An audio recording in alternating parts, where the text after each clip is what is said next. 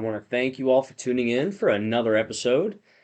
Today, we're going to talk about something I'm very proud of, my best picks as a fund manager, for those who don't know, in 2024. My best picks, okay? And if you guys like this kind of content, let me know, talking about my portfolio and what I'm doing with my investors and all that fun stuff. So, before I get into my best picks of 24, hopefully some of these things you picked up as well at good times. I am Jake Tullis. I also go by JT. I run a digital asset hedge fund or crypto hedge fund called Bleeding Edge Capital here in Cincinnati.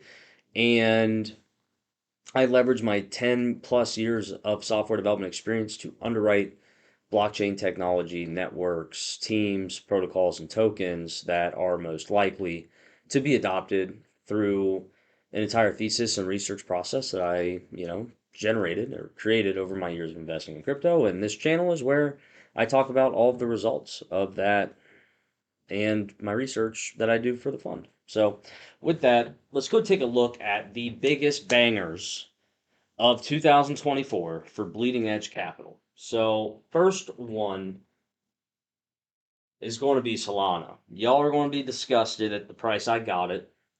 I started buying it in the fund in 2023, mid 23, right about here. Now, personally, I was picking it up down here. I've been a big believer for a long time in Solana. Even when it has a 90 something percent drawdown, if you go to the network, people are using it. And developers came on board. Network activity peaked 6 months prior to this bump just from 20 bucks to 80 bucks. Pumped off fund comes out, keeps going, keeps going. So in 2024, this was an absolute banger of a token for my fund and my investors. I mean, we were buying it down here and 20 bucks at the end of 24. It closed out at like 230. So it was close to a 10x. Our next banger, XRP. And I'll be honest, y'all, I did not expect to be talking about XRP in this list. Crazy growth, amazing performance. This is also the longest period it's been above $2 in its entire life. And we were buying it around the same time, down throughout this bear market right here. Not even bear market. I mean, a lot of things were doing well back here, but picked it up for 30 to 50 cents roughly, and it concluded. I think the peak, yeah, she cracked $3. So, in 24, that was another great token that we were able to pick up. Aave shocked me as well. That's my third one. Aave shocked me. I mean, this is all from one application and speculation. So this is like half adoption, half speculation. That 161 is probably where the adoption ended and all of that speculation. But here's the most paramount, fundamental, incredible thing that happened, okay? In this market, it was down. Yeah, we were buying it right here. Look at that. Okay.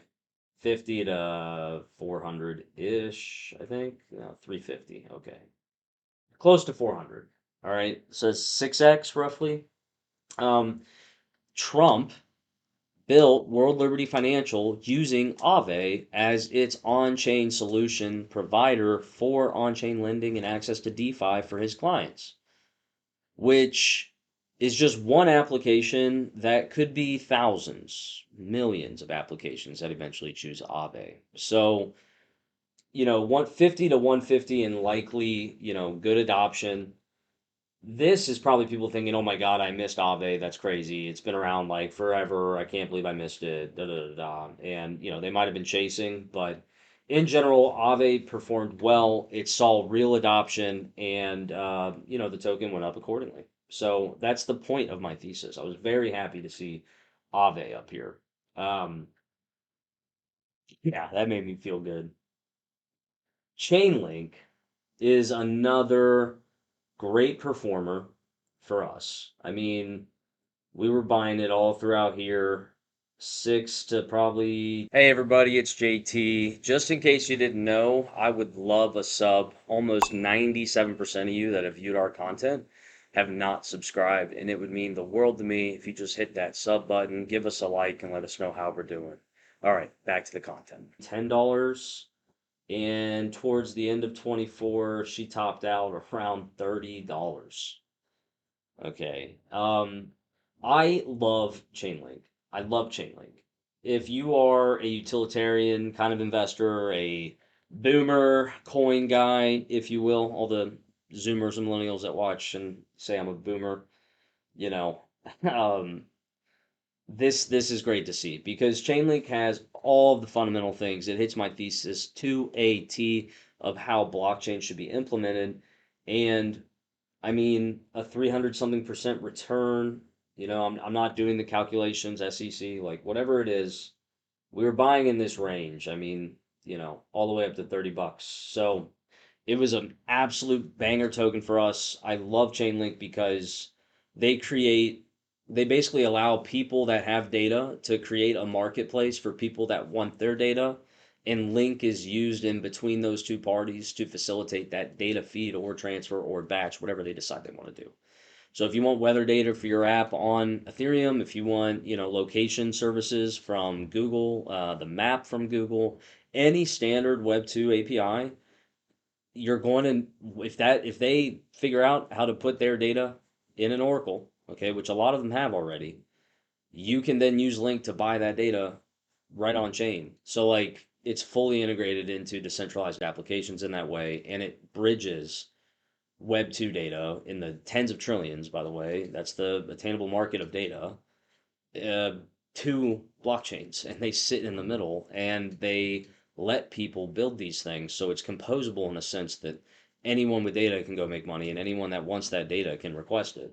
And I don't know. It's just an awesome token, an awesome project. The founder's a genius, in my opinion.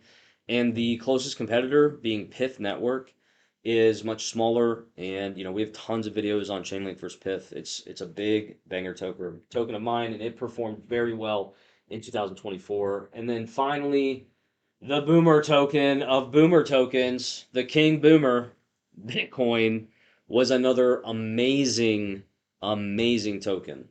These 5 tokens made up around 40-ish% of my fund, 40-ish% of my weight. And all of these returns were incredible. Really helped us in 2024. Bitcoin, shoot. Yeah, I mean, look at that. August of 23 is when we opened. So we were buying it right around here. And man, it put on a show, didn't it? About 400% in that period of time. So 24 was a big year for these 5 tokens. Obviously, Bitcoin is a behemoth at, what, almost 2 trillion market cap, but it pumped. And all these pumped. Oh, they're in the top 20, like all the returns are gone, and it's all madness trying to convince you to gamble on meme coins or like a token that's only been around for 6 months and you don't even know who the developer that built it is or if there even is a developer at all, and it's not a copy or a rip off, or they want you to jump into these things that have so much time ahead of them, so many mistakes to possibly make, that a lot of these guys already have and have prevailed over and pushed through. They have the most TVL. So if you're thinking of an institution or a corporation, who's going to adopt what? Retail doesn't really care, okay, about how long something's been around, all this other stuff. I mean, if someone sat down and explained it to retail, they would be like, "Oh my God, obviously, I would choose the thing that's been around for 8 years and has billions of value securing it, and hundreds of billions in some cases, deciding Ethereum or Solana and so on." They would care, but institutions know those questions and look for those right answers, and these networks check all the boxes, which is why they're in my portfolio, why they're a part of my thesis, and why they performed well, in my opinion. And that's really it, guys. Those are my banger tokens. They were awesome. I am so grateful that I am doing what I'm doing and that I was able to make the decisions I made. These were some good ones. So I had some losers too. If you like this kind of content, I can show you my worst performing tokens to maybe make you feel better about your wallet, considering I do this professionally and I also have losses. So until next time, take care of one another. Peace and love.